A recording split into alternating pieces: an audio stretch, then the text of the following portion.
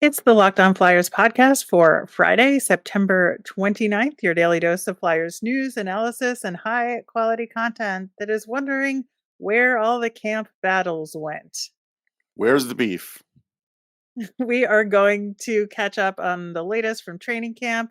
We're going to talk about those battles. Plus, we're going to preview the weekend preseason action against the Bruins and Devils, all on today's show. You're Locked On Flyers, your daily podcast on the Philadelphia Flyers. Part of the Locked On Podcast Network, your team every day.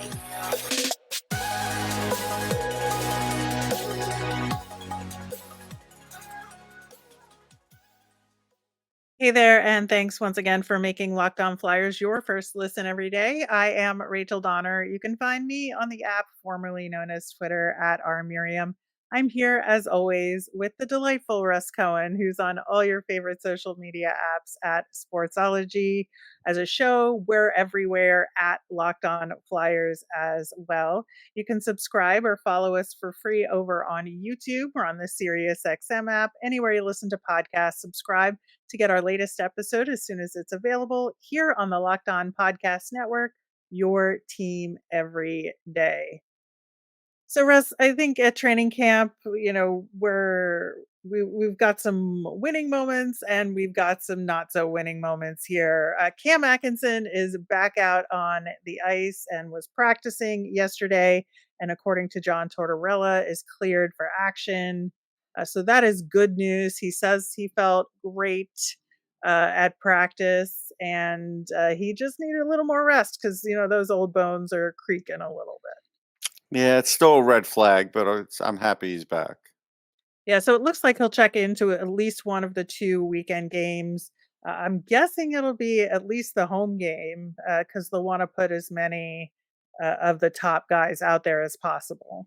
I mean, I do feel like, just as a reporter, I need to point out he only played one preseason game last year, and right now it seems like he's on track to play like one preseason game this year. Yeah, we'll see how that goes, and if they in fact do put him in up in Boston, or they wait until that Saturday home game against the Devils. On the other side of things, Cam York did a rehab skate yesterday on the other ice with the athletic trainer, much like Matteo Mann has been doing. He's currently listed as day to day. Good to see him on the ice. Would rather he was in practice. Yeah, I don't think anybody's got a good beat on what the injury might be, and it's enough to keep him practicing by himself where he can't even practice with anybody. So if you're practicing by yourself, he's not playing for the next couple games. So, and he wasn't playing good to begin with. So then it does make you wonder how he's going to be to start this season, because again, this whole Flyers blue line is different. Yeah, it is vastly different. And so trying to figure out where Cam York fits into it is extremely important in this preseason, trying to figure out if they can rotate him to that right side. Like we've been talking about, figuring out the right D partner for him. All of this is important. Yeah. And sometimes an injury can't be helped, and we Sure. understand that. It's just really unfortunate because these are huge questions that need to be answered, and so we certainly hope he's back skating with the team as quickly as possible, but obviously responsibly. You don't want to risk additional injury if you don't have to. No, we agree.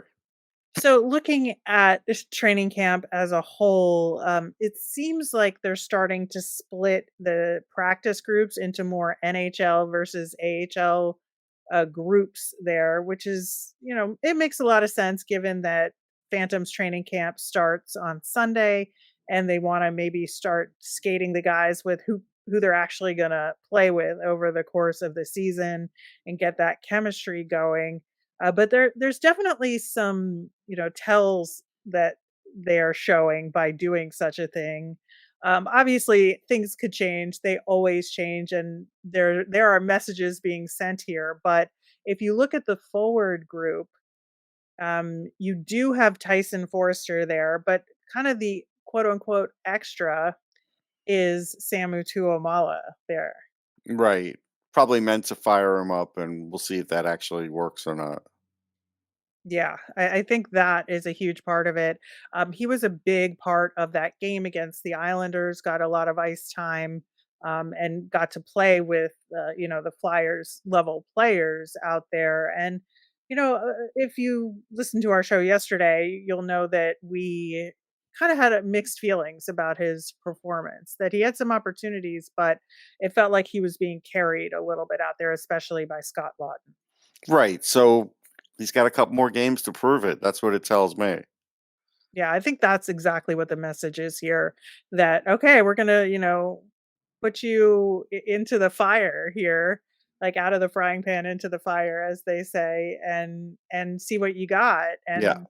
And it could also be a message to the other guys that you're not getting this chance, right? Sure. So you gotta, like, your Bobby Brink, your Ollie Lixel, like those guys got to step it up too. Yeah, they definitely do. I mean, there's no question about it. But again, my problem here in camp is what happened in the offseason. Acquiring all these defensemen made it less possible for some of the other young guys to break through. Now, you might say, "Hey, nobody's playing good enough to do that." Yeah, maybe that's true. I mean, I think Helge Grans has played good enough to be the 7, if nothing else, but he can't. He can't because of all these other guys and the Zamula contract situation, right? So then he can't. So these some of these guys are blocking young players, and that's where, if I had a chance to ask Danny Briere, why acquire all these guys? Even if you made the trades, you didn't have to keep all of them. You could have just redealt. So it's just odd. And again, I kind of look at the coach who is kind of like, hoping that he has Forster on the team because he has a great shot, but otherwise he'd be okay with going status quo. It seems pretty obvious.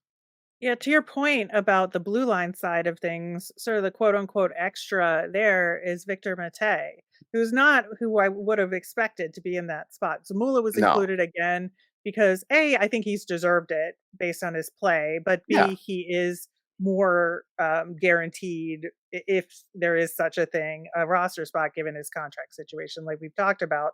But no surprises there other than Mate maybe getting that extra chance to skate with the big guys. And then that's all it is. It's an extra chance. I mean, everybody knows what he can and can't do, and he's a good fill-in. You don't want this guy up all year. You just don't. Yeah, I think so.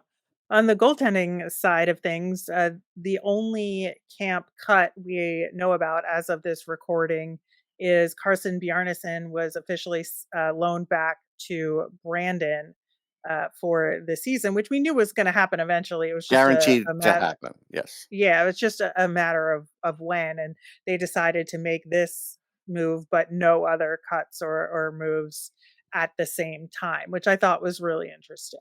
Yeah, I think after next game there'll be a bunch. I think by the time they get back to the home ice, it's mostly going to be the regulars. I mean, I hate to say it, folks. There's just not a lot of drama here.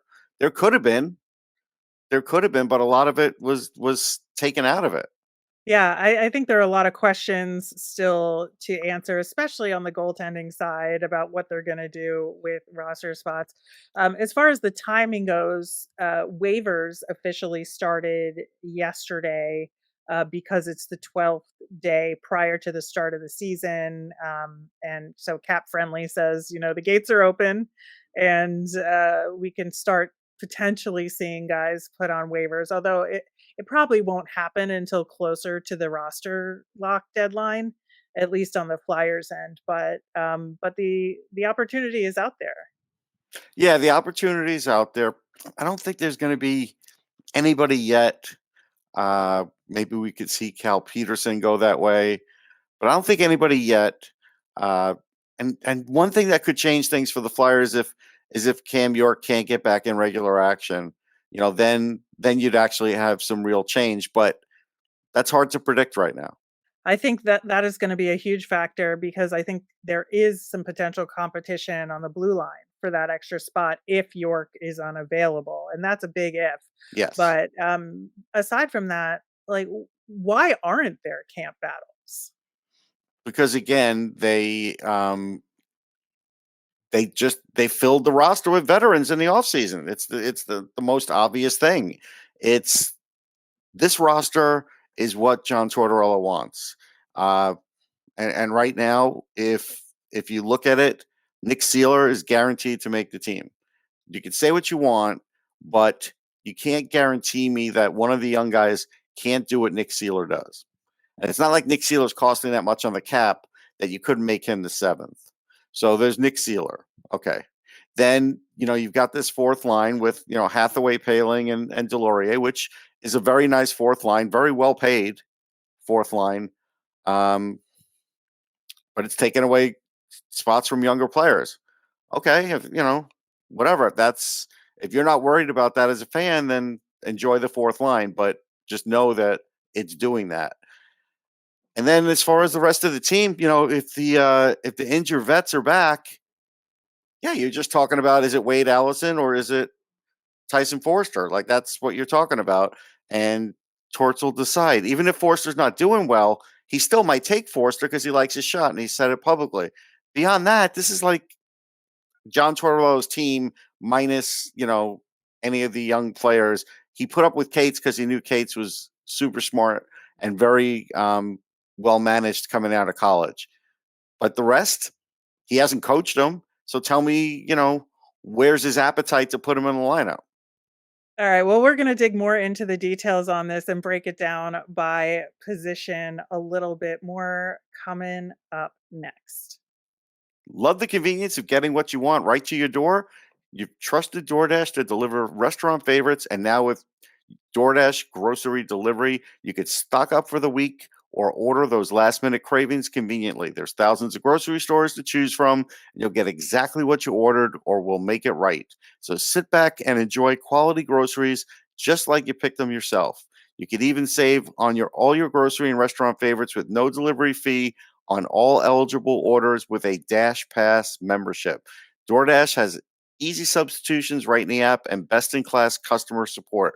And right now you can get 50% off your first DoorDash order up to a $20 value when you use code LOCKED at checkout. Limited time offer, terms apply. That's 50% off up to $20, no minimum subtotal, and zero delivery fees on your first order when you download the DoorDash app in the App Store and enter code LOCKED. Don't forget, that's LOCKED for 50% off your first order with DoorDash.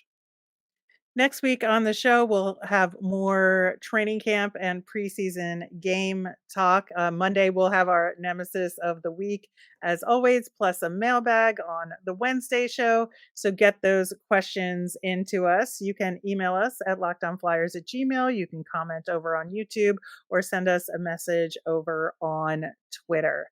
So talking more about these battles, it's hard to say where it starts and where it ends because there's so many cascading effects here. So if the Cam York injury is more significant, that creates, I think, a battle for that seventh defensive spot. And do they move a Nick Seeler into the seventh slot and allow one of the younger guys to have a competition? It could start in the goaltending slot because are the Flyers going to be forced to carry three goaltenders this season because they can't, for whatever reason, put Sam Ersson and Felix Sandstrom on the Phantoms at the same time? And they decide to waive Cal Peterson, or there's something going on there with those three where they feel like they have to keep two on the Flyers at the same time. There's a Andrei Vasilevsky injury. If they put a goaltender through waivers, are a team like Tampa going to snap them up, right? Yeah, maybe. But maybe there's a worry about, the whole Hockey Canada thing. So they're staying stocked up on the goalies just in case. Like there's a lot with that. If you put Cal Peterson down, maybe they would get him if they don't have many other options, but he would certainly be among the last. So the Flyers just right now, they kind of have to have that messy situation in goal. Messy just in the sense that it's uncertain what might happen there. So there's that. Yeah, I think, from a competition standpoint, there is a battle that Cal Peterson is trying to break into this positional battle He's with not going to win that Urson, battle. I and hate that. he's not, He's but not. I'm saying he's He trying. is That trying. is what's happening here, is that Yes. Sandstrom and Urson, I think, are favored, Yeah. and he is trying to work his way into that. But again, if the Flyers have to hold 3 roster spots for goalies, that throws the forward mix, Hmm. into a little bit of chaos. And then if York is injured, that throws the defenseman into a little bit of chaos. And so I think that maybe a forward here is going to get the shaft because they're going to be forced to only carry 13 forwards instead of 14 in an ideal situation because of all this. Yeah, I think that's very possible. And so then in that case, you may be looking at a situation where even Allison doesn't make the team. Yeah, I think, Tyson Forster and Wade Allison are those borderline guys right now. Even though they're trying to frame it in another way, I think with Tanner Lazinski battling Wade Allison, I think that right now Tyson Forster is definitely borderline, and I don't necessarily think he should be. Right. I know. And that's the whole thing. Right now, it's not as much competition as you'd like. Uh, it's too much status quo for me. It doesn't mean they won't, the guys won't play well, but I just feel like if you want guys to have their best seasons in the AHL, give them this time and actually make them think they can win a roster spot. Because if you don't, human nature just always means there'll be a little bit of a letdown before they start doing well again in the AHL. There's going to be a fire eventually to get back to the NHL, but there's going to be a letdown because in the offseason, every prospect wants to believe they can make the team. And Yeah, right now, absolutely. if I were on the team, even if I was performing well, I might realize there's a numbers game here. And then I would say to myself, how's there a numbers game with this team? This is not a top 5 team in the league. Yeah, and I think that, it puts the Flyers in a real challenging position because this is a year where we're supposed to evaluate all this talent and figure out who are we sticking with for the rebuild and who are we willing to jettison as part of this process. This is the biggest task this team has this season, right? Yeah. And if they can't get these guys the ice time in order to do that, like that's a big problem. Now, if you have them all in the Phantoms and they're all battling and it makes the Phantoms great, sure, it's a side effect that you might like, but it still doesn't really get you to the end of that yellow brick road, right?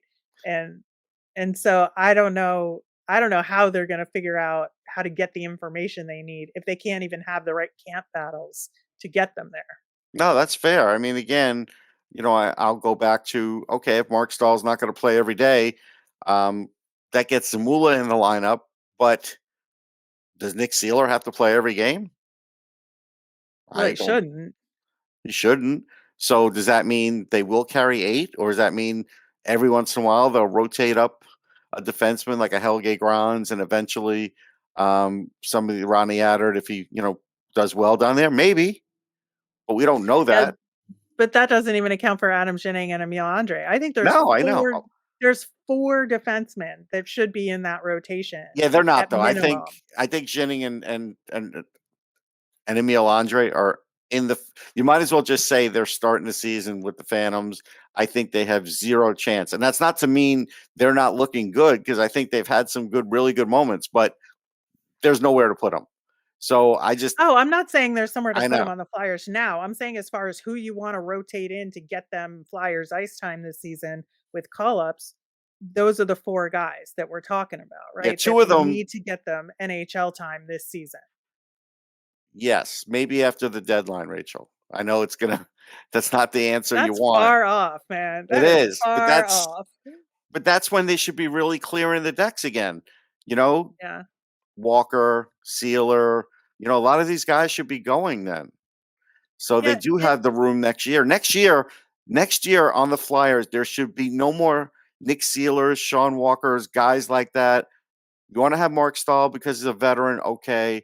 But there shouldn't be any more guys like that blocking spots. It shouldn't happen next year.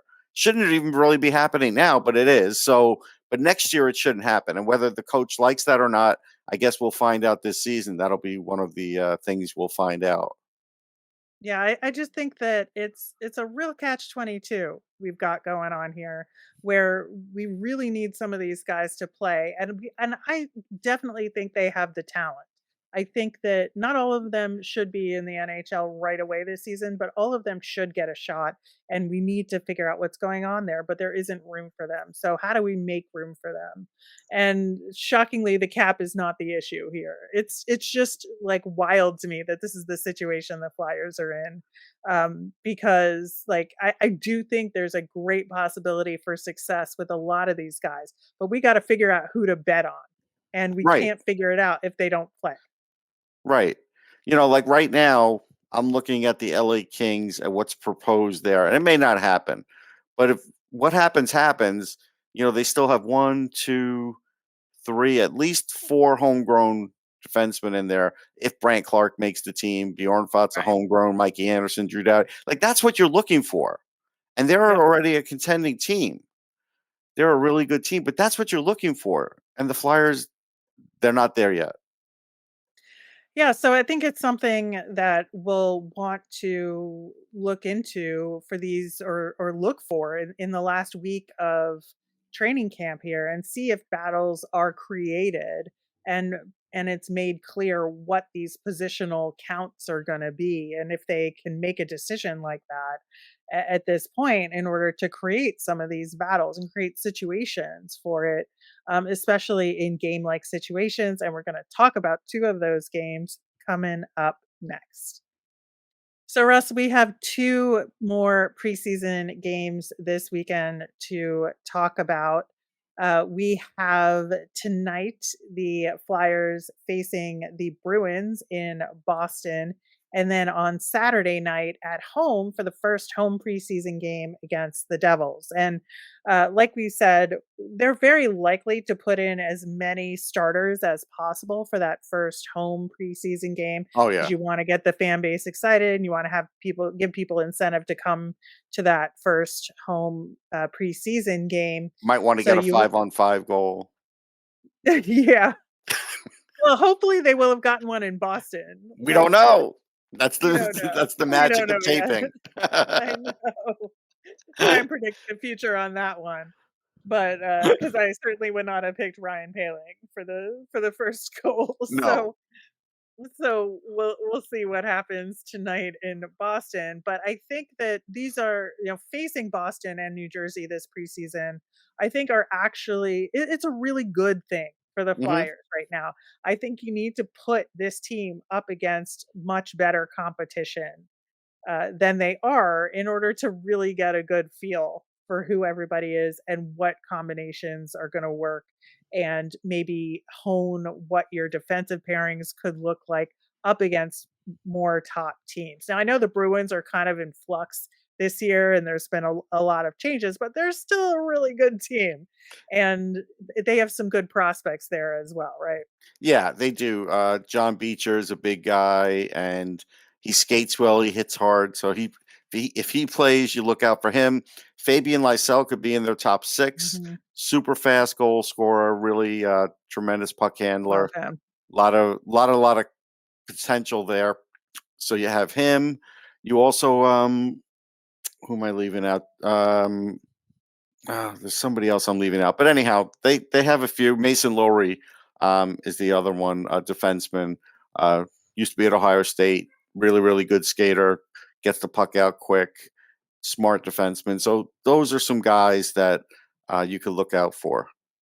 Yeah, and I think that with New Jersey, since we've already faced them in the preseason, and this is round 2, and there was a little bit of an excuse like, well, we were tired from all the extra Yes, all the practicing, and that's skating. why we look slow and all of that. This is a chance to prove that that was in fact the case, maybe, and you can actually keep up with a team like the Devils, which they cannot. Let's be No, real. I mean we know But the answer to that. but we can at least see if they can be more competitive and play better structurally defensively. And that's where we have to get like the right Yes. pairings in. And I would certainly hope we're going to see Sanheim and Risto, whether they're together or separate, but we got to see them up against the Devils. I think that's really crucial to get them in a game like that. Yeah, especially if the Hughes line's there, because last time they were in Montreal. So Mhm. if the Hughes line's there, you got to do it. Because again, I don't know if the Flyers coaching staff could be confident of what the top pairing is, because I'm not. Yeah, Not yet. especially if we don't know what the situation is with Cam York. Right. But I would certainly think we would get Sanheim, Risto, Walker, and Stahl in Yeah. that game, Yeah. uh, for But sure. again, And it's then tough if and you're then you want asking. 2 prospects in there Right. to And I got to be honest, I still would put Stahl on the third pairing.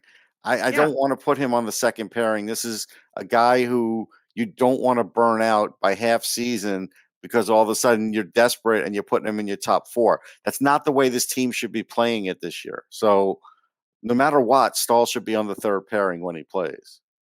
yeah, and maybe you put him with Emil Andrae in this Yeah. particular game, and then you put, either Ronnie Attard or Helge Grans, like, on a different pairing and mix it up that way, Hmm. or, you could do any number of those combinations, but there should be 4 Flyers and 2 prospect defensemen probably in both of the games this weekend, Yeah, but I don't know that definitely. they'll do that with the back-to-back situation. They may have it be more prospect heavy in Boston, but we'll see how that plays out. And then, to our point in the last segment, there's not much going on battle wise on the forward side of things. And so, do you throw like Wade Allison, Tyson Forrester, and one other forward as the third forward on each of the lines, and then Yeah, have two quote unquote flyers on every other line from there? I probably do because I probably need to get one more really good look at them because they're going to start making more cuts. So, and with the Phantoms, what starting Saturday, something like that. Um, yeah, I Yeah, on Sunday. Yeah. Sunday. So I need to see that because then whoever doesn't look the right part is going to be down with the Phantoms again. Yeah, and so that's why they're gonna have to do that against Boston, Yeah. because some of those guys are gonna have to start Phantoms camp on Sunday, so they're not gonna play Saturday night at home necessarily. I mean, 1 or 2 of them might, but I don't think they're gonna wanna put a lot of those guys in Saturday No, I think it's more the forwards that'll be in. night. Mhm. So for potential scoring at home, I think that's what Yep. they're going to want to do. Yeah, it'll be a Flyers heavy lineup on that game for sure, like we said. But again, so many questions, and it would be nice if they could set up some of these battles like we're talking about, and give us something to really question and see, what is the decision making process here, and have some more fun with this. Yeah, I agree. I would like to see more. We don't know if it's going to happen, and we'll just see if we see more scoring. All right. Well, we will be back on Monday. We will discuss who went in the lineup and what were the results for those 2 preseason games. Plus, we'll have our nemesis of the week as we do each and every Monday. As a reminder, we always want to hear from you. So if you've got mailbag questions, you can send them in via Twitter at Locked On Flyers. You can email us at lockedonflyers@gmail or comment over on YouTube. I am Rachel. I'm on Twitter at rmiriam. That's RMIRIAM. I'm Russ. I'm at Sportsology, SPORTSOLOGY. Have a great weekend, everyone.